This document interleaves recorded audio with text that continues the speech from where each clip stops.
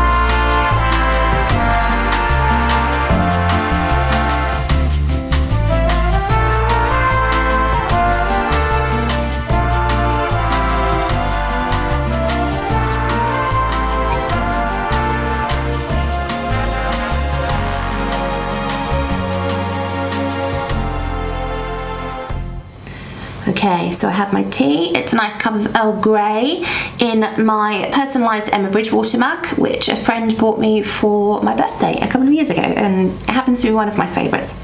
So, the reason why I wanted to share with you my reasons as to why I love being a traditional housewife is that I don't think that there are many people out there, in England in particular, I know there are a few in America, who talk about the merits of being a stay-at-home housewife and how it can make you happy. You know, me in particular, I grew up in a generation where I was encouraged to go and break glass ceilings. I was encouraged to be aggressive, become quite masculinized in a way. It was almost as if as soon as I became 11 and went to high school, being feminine just wasn't cool anymore. And I wrote an article on my website last week which talks about the subject. I'll leave the link below in the description box if you'd like to read that.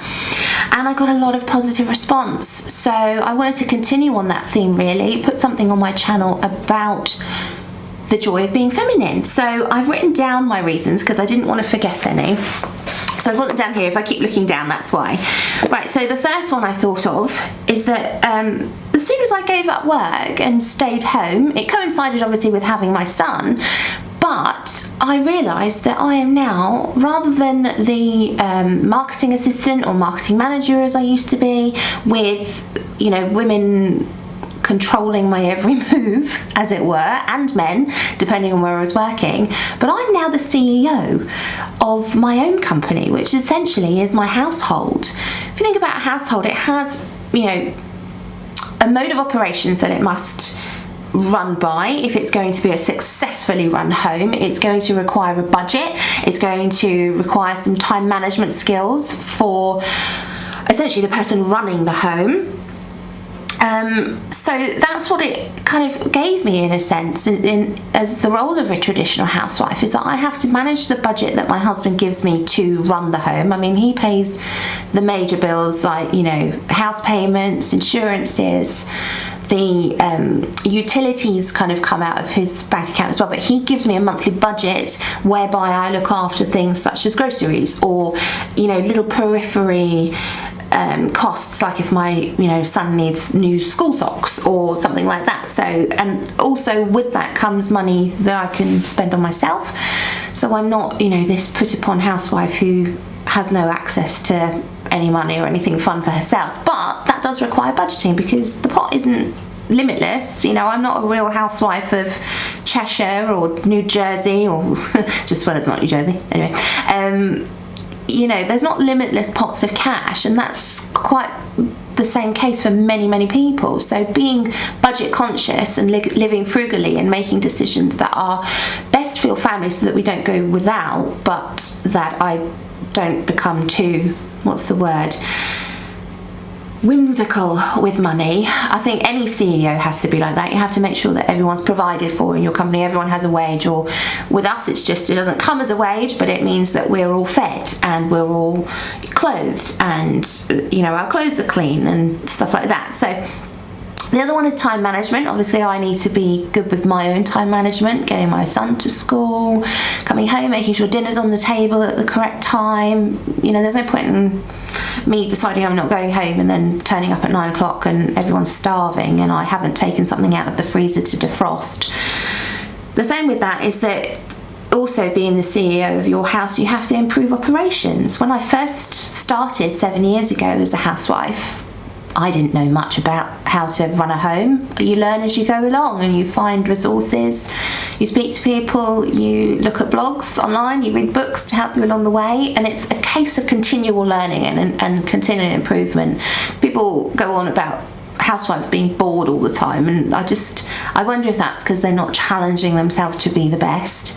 It's not competition with other housewives, but it's a competition within yourself to want to improve and to make sure that the decisions you'll make are making everybody happy and making life run a bit more smoothly. And then the last thing, which I think is the most wonderful gift of having this job, and yes, it is a job because I work not even 9 to 5, I'm up at 6:40 every morning, and then I'm probably putting the dishwasher on at 10 p.m. before I go to bed. So my hours are long. Yes, the jobs come in spits and spots and things like that, but I'm on call essentially the whole time. So it is a job, but what this job affords me is the ability to be creative, and that means I can be creative with my time. I might decide I want to do the shopping on a Tuesday because I know there's a sale on, rather than doing it on a Monday. I'm not rigid with how I have to run my household. I can also be creative, like if I spot a recipe for a cake and I think, oh, my husband will enjoy that, I can make that cake in the afternoon and surprise him with it. And I can be creative with my own hobbies as well. I can afford myself, I think if I get all the laundry done, I can sit down now for 2 hours and write a blog post or film a YouTube video or something like that. So it's an incredible blessing. It's incredibly hard work as well. I don't think it's fair to say that being a housewife is easy. In many ways it's not. You have to stomach not only the things that happen in your own home. Sometimes it's not all great, it's not all glamorous, but you also have to stomach the way that the world perceives you as well. I've gone to social events where people have asked me what I do and I say I'm a housewife, and they go, oh, lovely, and then they go off and talk to someone else as if I've got nothing to say and I didn't, I've got no skill set or something. So I personally have never been happier than the time I've had so far staying home. People do ask me what I'll do when my son's grown and when he leaves home. My husband and I have discussed this. I obviously write books as well, so I'm hoping that will go somewhere, but if it doesn't, there isn't a pressure for me to go back to work, which is nice. Obviously my husband and I have to figure that out in terms of the budget. We had to do that when I left work, but honestly my husband earned 3 times as much as me anyway, so the hit we took when I didn't go out to work anymore didn't impact us all that much. If anything, it took away a lot of luxuries that like exotic holidays and things like that, but not everyone gets those anyway. So yeah, that's probably the biggest reason. The other reasons is that I'm now completely free to concentrate on my home and my family. I see so many women who are divided between, like if their children are ill one day and can't go to school, they have to choose between being paid or staying home with their children or carting their children off somewhere to be cared for by someone else, and from personal experience as a child of a mum who worked, I wanted my mum there when I was ill. I wanted her to attend my school plays. I wanted her to pick me up from school and drop me off. And sadly, I mean, the dynamic of the upbringing I had, there was absolutely no option at all. She was a single mum, so she couldn't stay home. If my dad was still there, I can imagine that maybe that would have worked out. I don't know, that's their story, but I just know as the child, that's what I craved. And I think also to feel so passionately about that, to be able to provide that for my child. Well, I think we all want that as parents, don't we? We want the best for our children, and that really affected me. My husband was the same, actually. His mum was also single, so she went out to work. So we were quite lonely, I suppose, at home, with our mothers distracted with work and the pressure and the stress of going out to work and not being there, and it definitely had an impact on us. So I think that's partly the reason why we came to the conclusion, or the decision for me to stay home, is that we're never going to get these years back with our son being the age he is. So me staying home means I can concentrate on him and be there for him when he needs me, and that's lovely, knowing that you're providing something. Like my son doesn't need all of the games consoles and fancy trainers and sneakers, by the way, to my American viewers, and we don't need to go to Disney and things like that, which sometimes I do wonder how much money is enough for some people. But that's coming from a very privileged position. I recognise that, because not everyone can afford to stay home. So, but if you can, it's definitely worthwhile kind of like weighing that up. Are you not staying home because of society's pressure? That's a question that needs to be asked, I think, by many people, because, we're not corporate machines at the end of the day. So the third reason I thought of is that stress in our household is now almost non-existent. We get obviously stressful times in terms of when someone's ill or someone's having a tantrum, but I'm not coming home stressed anymore from work. I used to, because I hated work so much, and I'll honestly hold my hands up and say I hated the working world. I would come home really stressed out. I was affected by their attitudes, and just their priorities were in a different place. It was so competitive and so aggressive, and particularly among women. I worked in very feminine environments. I say feminine environments, actually I take that back. Female environments with these girl bosses and things like that, and there was a lot of backstabbing and a lot of, bitching, and I just never ever felt at home in a corporate environment. So I don't bring that stress back into our home anymore. My husband also isn't stressed, because when he finishes work, he can then relax. He works very long hours, and he doesn't want to come home and have to cook and have to clean and have to do XYZ because because we're equal. Now, I believe that we are of equal value, but we're not the same. And I'll touch upon this in another video, is my kind of thoughts on femininity and masculinity and the traditional roles of wives and husbands. But just to touch upon that, he's no longer stressed because he doesn't have to take upon himself additional workloads when he comes home like he would do before I was at home. And then also, the conversations at home are now calm. If there's any stress, it's probably coming from my husband because he's had a stressful day at work. But I can come and meet him in that conversation from a neutral point of view and help him see another side of it, rather than me feeling like I have to offload on him as well. And he doesn't necessarily offload on me. He wants to have a conversation with me about why something might have happened or how's best to approach something, and I can just support him. I can be his helpmate, which is what I think, if you're a traditional housewife, that's what you're called to do. You're there to be your husband's kind of cheerleader and support and things. So that's the fourth reason. The fifth one, that was the third one, sorry. The fourth one is that in this role as a traditional housewife, I am completely and utterly free now to be feminine and to live from a feminine energy, as it were. At home, I am mum, I am wife, I am Mrs. I cook and I clean, and whether that's being feminine, I don't know, but when I was a little girl, I don't know if it was different for you, but I played with my Barbies, and they were in Barbie's dream house, and I used to make up little, stories of them having tea parties or baking a cake or doing very feminine things. So it's almost like you can get back in touch with the things that you enjoyed when you were a little girl. I wrote about this in my article, actually, that's on my website, is that men aren't asked to leave behind what they enjoyed when they were younger.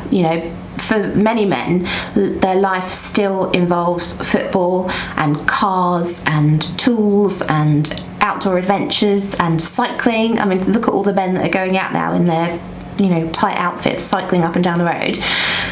They weren't asked to leave behind what made them boys, and I feel like society now tells girls to leave behind what made them girlish and made them feminine, and I don't think that's right, and I don't think it's fair, because I think a lot of us suppress it as well. We think that it needs to change and become something overly sexualized, or we need to all of a sudden become aggressive and like boys, and I don't think that's right or fair. So I was able to reclaim the feminine parts of me and live them out in my own Barbie's dream house. I think that's a wonderful thing. And the fifth thing is that because I'm doing all of that, because I'm here as my husband's helpmate, because I'm being able to live a feminine, traditional lifestyle, that I'm here for my son rather than having to rely on someone else to pick him up from school or look after him and afford the money to pay for someone else to look after my child, I'm completely empowered. People think that being a submissive, if you want to use that word, traditional housewife at home, we are, not very smart or weak or have no value or something, but actually we're switched on. We're incredibly switched on, and it's empowering to actually be able to say, I don't want part of the modern narrative that says that you are less than if you stay home. We have a long way to go in the world in terms of the conversation surrounding traditional housewives. We're incredibly undervalued, but think about it. Did you not want your mum there? Did you not want your dad there? Did you not want a traditional, wholesome, supportive, loving environment to be brought up in? And I'm not saying that anything other than that isn't. It's just it's the model way, and it's beautiful to be able to live it and live out that story. So don't make us feel like we're not worthy of staying at home, or we're not contributing or anything, because we're raising the next generation of people who are going to be making policies that affect your future. And so if they're raised with traditional values in mind and the sense of we take care of people and we're there for people, we listen to them, life isn't about the rat race, it's not about money, it's about community and love and supporting one another. I just think that it's an incredibly worthwhile job, and it's incredibly fulfilling. So those are the 5 reasons why I love being a traditional housewife. And now I'm going to share with you 5 books that have really encouraged me on my journey. Like I said, I've been at home for 7 years now.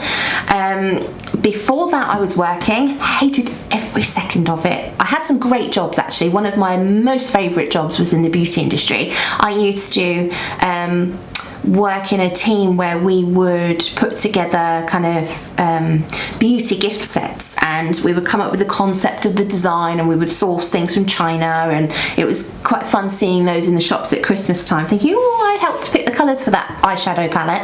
It was my favourite job. I absolutely loved that job, but the environment was toxic, incredibly toxic. I also wasn't in a great place at the time myself, because I was discovering who I was. I was having almost a crisis of confidence, thinking I'm not fitting in this world. I don't want to be in this working environment. I don't want to be behaving the way I was.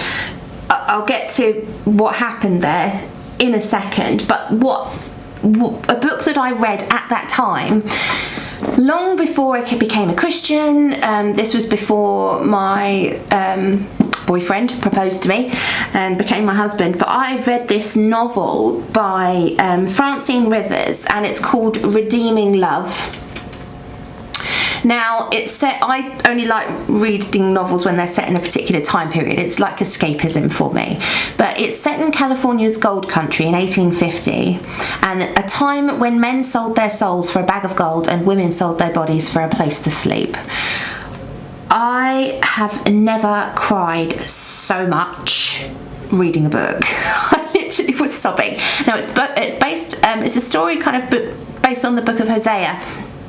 There's a girl in this called Angel, and she was sold into prostitution as a young girl, and she became so disillusioned with the world and with men that she became incredibly cold and shut down, and really didn't let anyone in to love her. And I really resonated with that because I had been hurt myself in the past. Obviously nothing quite as horrific as that, but I had been disappointed, and I felt like there was no, I wasn't grown up, I didn't grow up being told to expect romance anymore, you know, to be cherished and cared for like a girl, and for a man to take care of me and protect and provide for me. And I was told, you have to do it all yourself, you have to go out and fight against those men. So this was quite a profound book. I read it a couple of years before I had my real crisis of confidence and realised who I wanted to be, because before that I was just pretending. But I honestly really recommend this one if you haven't read it already. I have lent this out so many times, and everyone who's read it has adored it. And then somewhere in here, I don't know, I always put a little gold sticker in to say that it's my book. Yeah, there it is with my address on it. I'm obviously not going to show that to you, but beautiful book. Highly recommend that one. Another one I read, which I believe is kind of aimed more towards young women, teenagers, kind of, you know, pre-marriage, is this one by Leslie Ludi, and it's called Set Apart Femininity. I picked this one up on Amazon, and at the time it was kind of almost one of the only books available that talked about femininity and being set apart. And, you know, I mean, it's God's sacred intent for every young woman. So obviously it preaches modesty and chastity and saving yourself for marriage. I didn't do that. I don't regret it because I've become who I am and I've learned a lot of lessons. But if I could go back and have had influences like this, I feel like my approach to life would have been slightly better.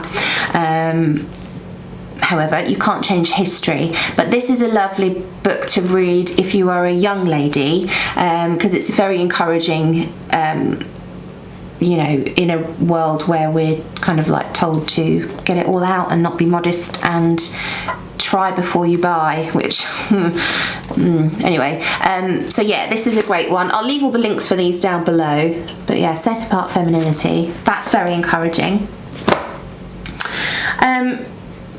I suppose this is the order in which I've read these, so it would be remiss of me not to mention my own book.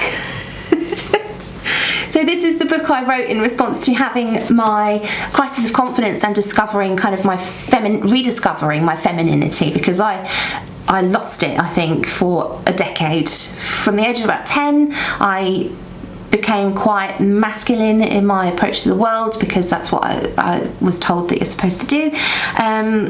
And then I met my husband when I was just before I turned 21. We didn't get together until I was after 21.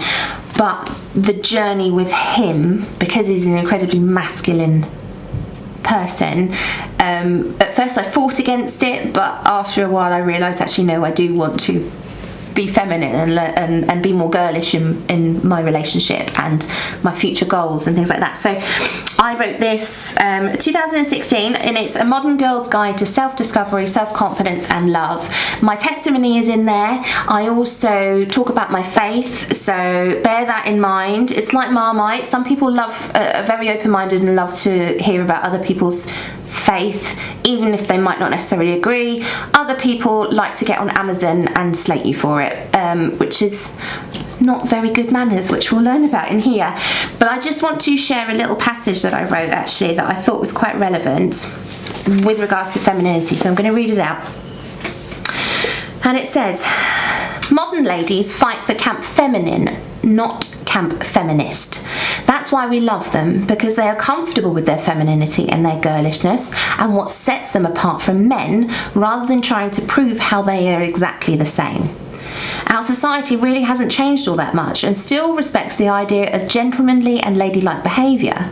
People who align themselves with it and are comfortable representing that identity can still be tolerant of those who choose not to be.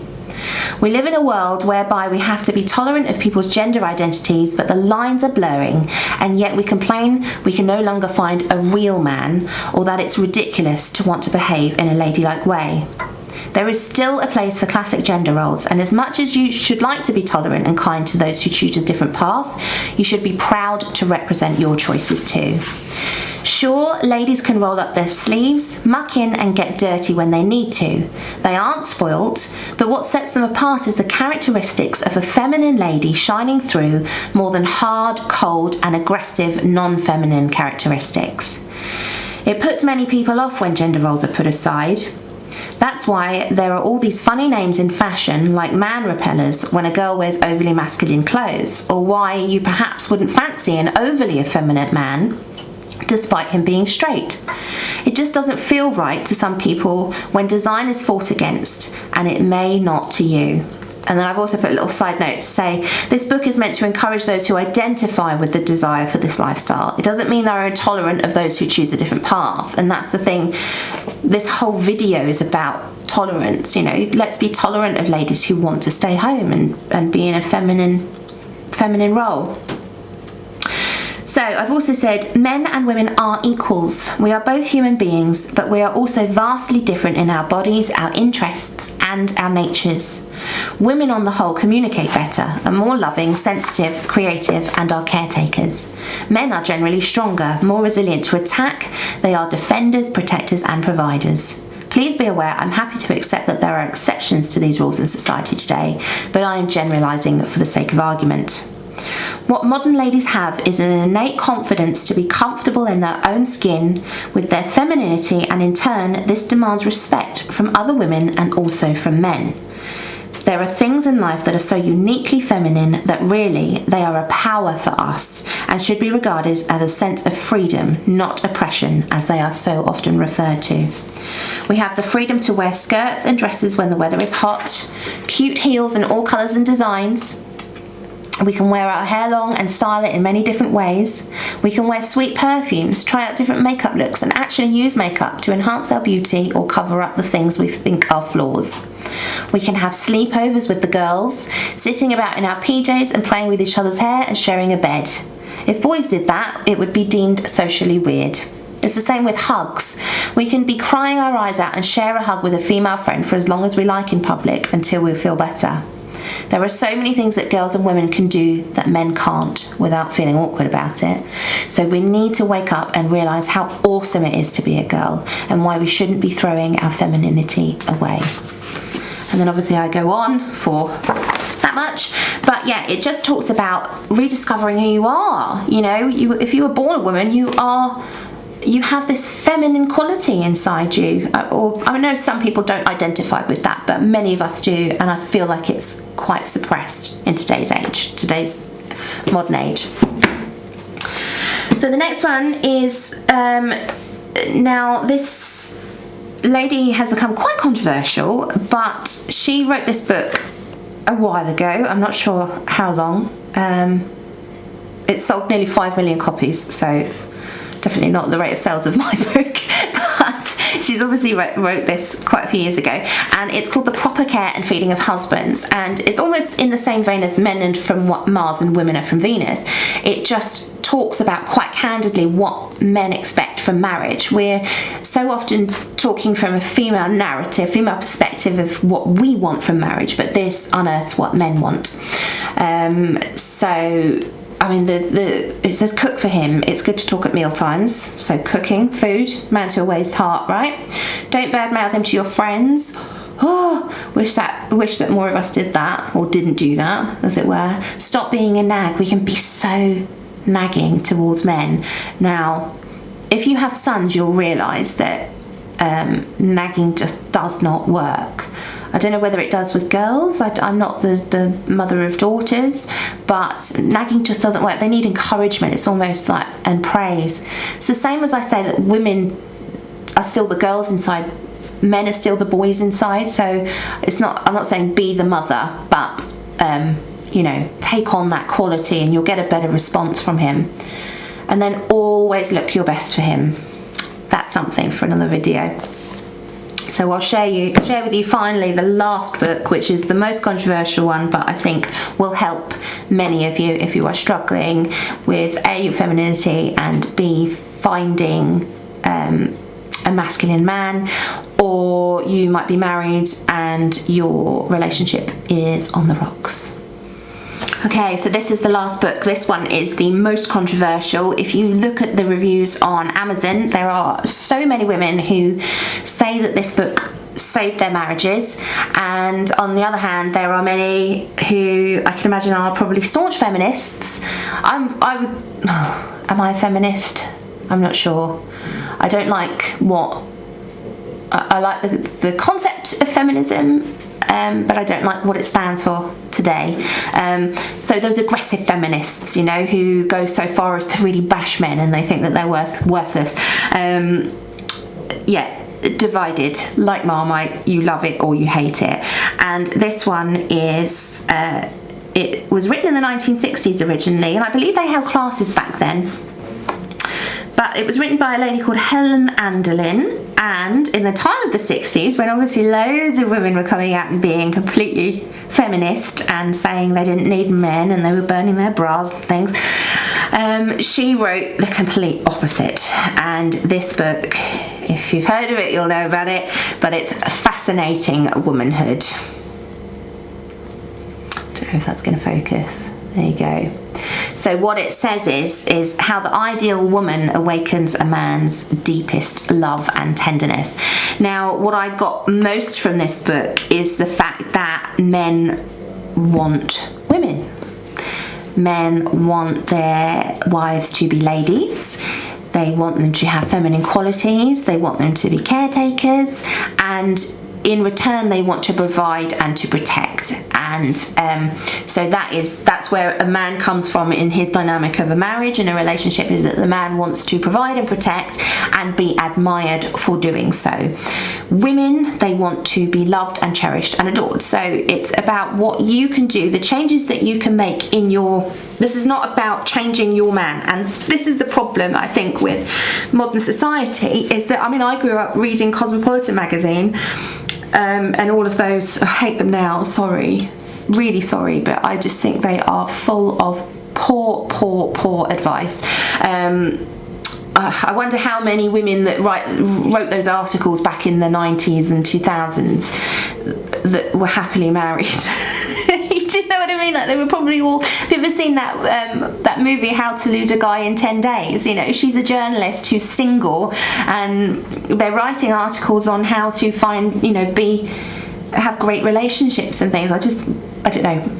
It's like asking a divorced aunt for marriage advice. Do you know what I mean? Like, get your advice from someone who knows what they're talking about. Anyway, what I was saying is that we have grown up with a narrative of changing men.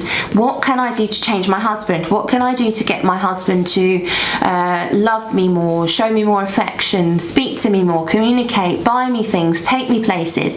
I see this time and time again, especially women's groups on Facebook, where they're saying, my husband does nothing for me, he sits around, blah, blah, blah.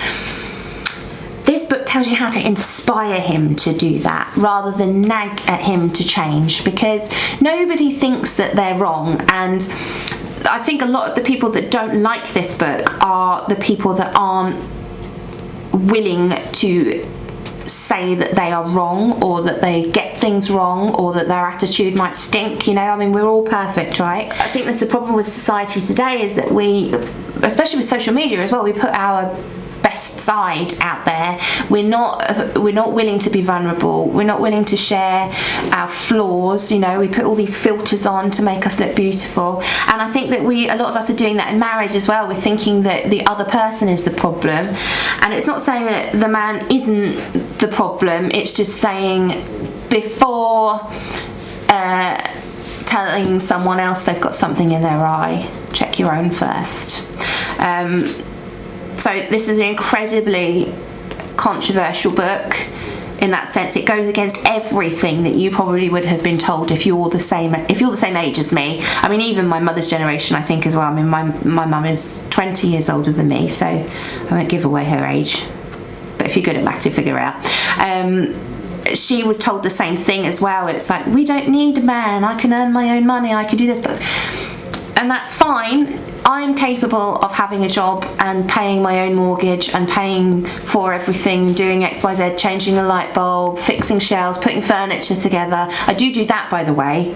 My husband doesn't do that because he refuses to read the instructions and never wants to make a piece of furniture. But if we buy something from IKEA, I quite like it because it's like a puzzle. So I'm not completely, weak and unwilling to kind of get my hands stuck in and do the masculine things. It's just, my strengths are elsewhere. That is being a wife, being a mum, being the caretaker, the nester, the nurturer, and things like that. I love cooking, I love cleaning, and my husband's better at making money and going out and slaying dragons and things. And also, he wants to be admired for that. He doesn't want to come home and have me nagging him saying, you've been out at work all day paying for me to live this lifestyle, but you haven't bothered to do X, Y, Z. That's not going to inspire him. Whereas if I say to him, for example, I really appreciate the hours that you work so that you can afford to do this, then that's going to inspire him to continue doing it, but also he'll want to